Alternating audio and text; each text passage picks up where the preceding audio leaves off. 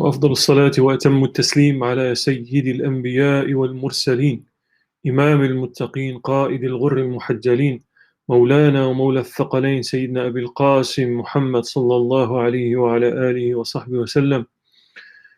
اللهم علمنا ما ينفعنا وانفعنا بما علمتنا وزدنا علما.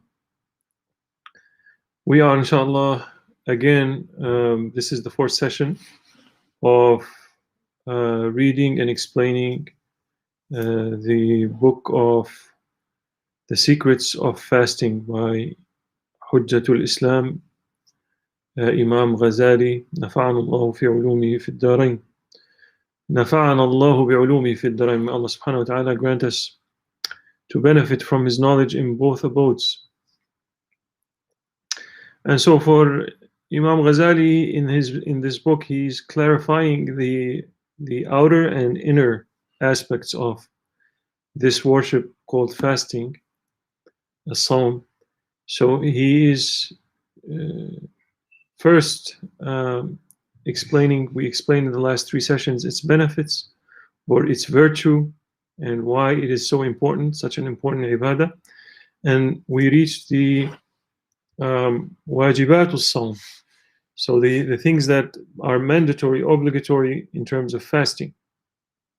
And the first thing is to be attentive, to be looking forward to be tahari, yani to be seeking the first of Ramadan. So to be always looking to see which day is the first of Ramadan. As we know, the Hijri months are 29 days or 30 days.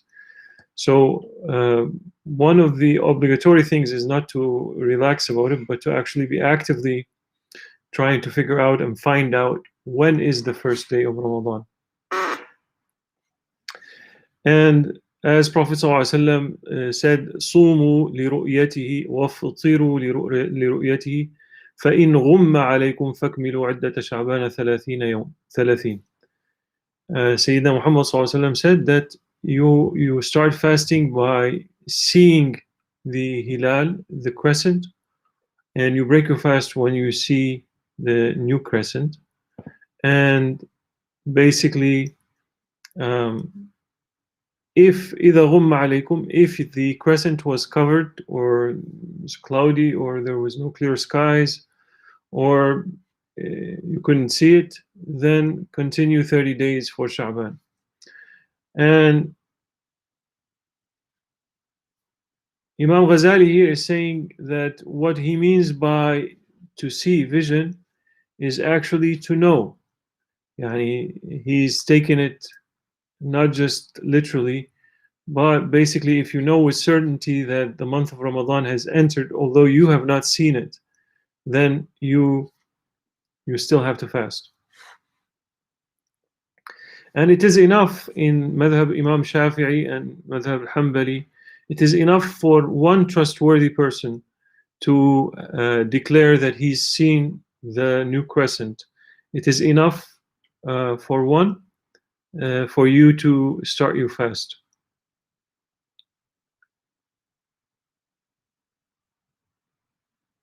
But to exit the month of Ramadan, to stop your fast, you need two.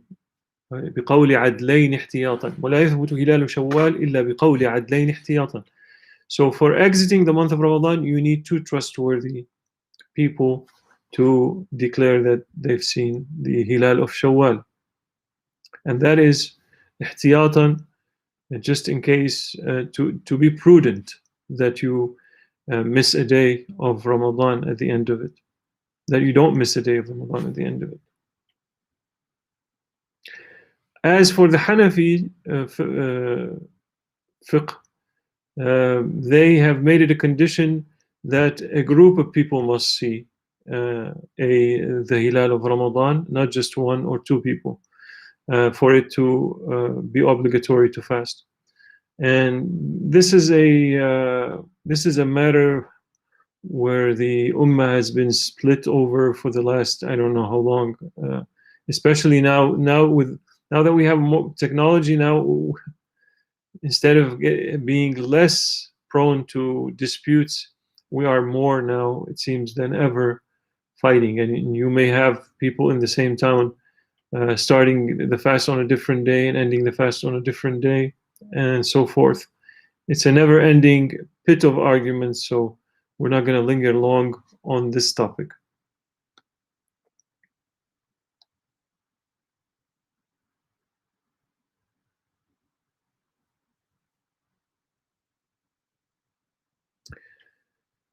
So, in also, if you're following the madhab Shafi'i and you know a trustworthy person and he says to you that he's seen the crescent, if you trust him enough and you're leaning more towards believing him, then you can start your fast. If another person does not lean towards accepting his statement and doesn't want to fast, it's up to him. So you don't have to we don't have to force people to do as we like.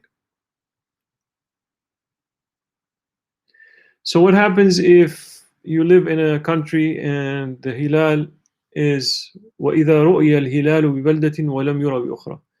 So if the hilal is seen in a town and it is not seen in another town um, close by, if this is the criteria, if it takes you either if it takes you two مرحلتين يعني وكان بينهما أقل من مرحلتين, less than two مرحلة is if you have to travel from one town to another, and let's say it takes you 1 day to get there, that's one marhala, that's one section, one session of travel, you could say. Marhalatain is it takes you 2 days. If it takes you 2 days to travel somewhere, then the people of the town 2 days away, they don't have to fast. It's not obligatory to fast if that town that's 2 days away has to fast. And this is a complicated topic because back in the days, they used to travel on camel and on horses, and so 2 days of travel now can be with vehicles and flight. It can be a couple hours you're there. So back in the days, so basically the criteria, if it takes you 2 days to get somewhere, you don't have to follow their opinion if they said that they've seen the hilal. But if you live less than that, then it's obligatory to fast with the town that has seen it close by.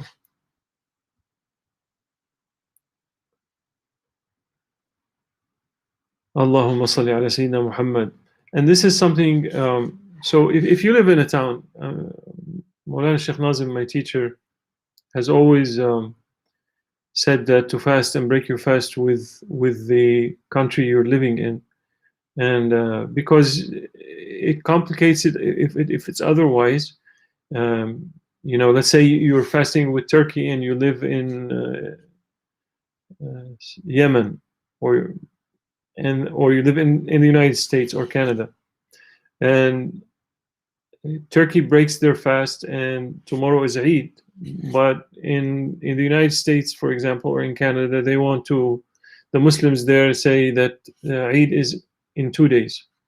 What do? So you have Eid with Turkey while everybody's fasting in Canada. Maulana Sheikh Nazim used to recommend that people break fast and fast with their country to simplify it. Second thing is the second obligation. So the first obligation is tahari ash-shahr, is to look for the beginning of the month. The second obligation is niyyah, is to make intention. And Imam Ghazali follows the opinion that لا بد لكل ليلة من نية مبيتة معينة جازمة. So he's saying it is a must that every night one must make the intention to fast the next day. And it has to be nighttime before Fajr, and it has to be specific, and it has to be clear, jazima, yani, that you are clearly intending to fast tomorrow. فلو نوى أن يصوم شهر رمضان دفعة واحدة لم يكفي. And he's saying here, if a person intends at the beginning of the month to say, Ya Rabbi, I'm intending to fast this entire month, Imam Ghazali is saying it is not enough. But there's an opinion in Maliki fiqh that a person can make the intention for the entire month on the first night. So how do you get out of this khilaf, this difference? Is you do both. You make intention at the beginning of the month to fast the entire month, and you make intention every night. And this is a simple way that I've learned from my teachers, is that when you break your fast every night, you break your fast, you make the dua for the fast, اللهم لك صمت وعرفت أفطرت بك آمنت ذهب الظمأ ابتلت العروق وثبت الأجر. And then right after that you say, you break your fast, you eat your dates, you drink your water, and then you say Alhamdulillah nawaitu an asum yawma ghadin, for example, الاثنين, Monday. And it's not just enough, it has to be uqidat, yani you have to make sure that this is your intention in your heart, and you can say it and state it. So every night you make the intention right after Maghrib to be on the safe side.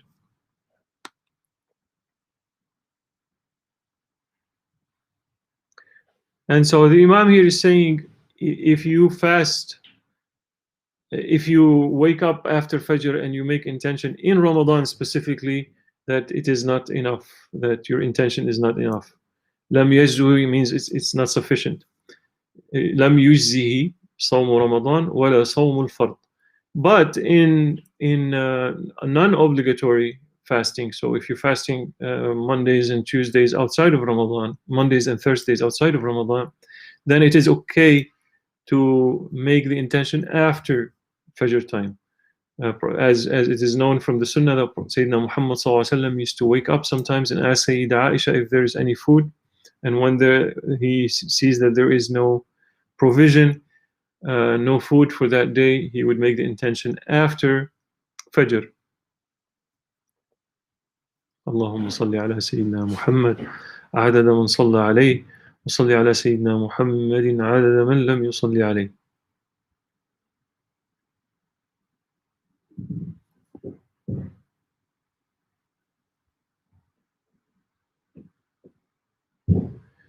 And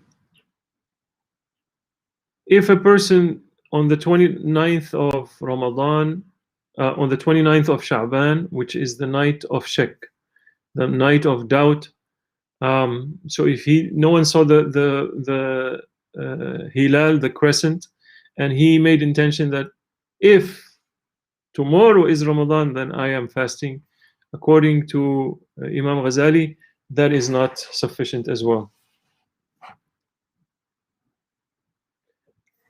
Unless it is reliant on at least one trustworthy person. If a trustworthy person said, I saw the hilal, then it's okay.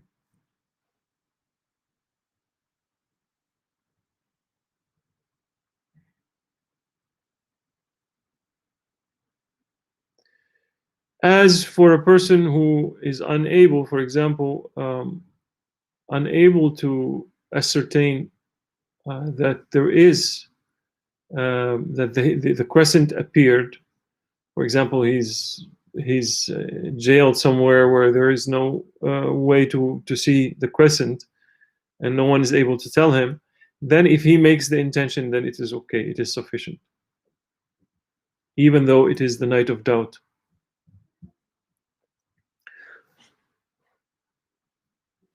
Allahumma salli ala Sayyidina Muhammad. I think we'll stop here and we will continue with the obligations of fasting. ومن الله التوفيق بحرمة الحبيب بحرمة الفاتحة. اللهم صل على سيدنا محمد عدد من صلى عليه وصل على سيدنا محمد عدد من لم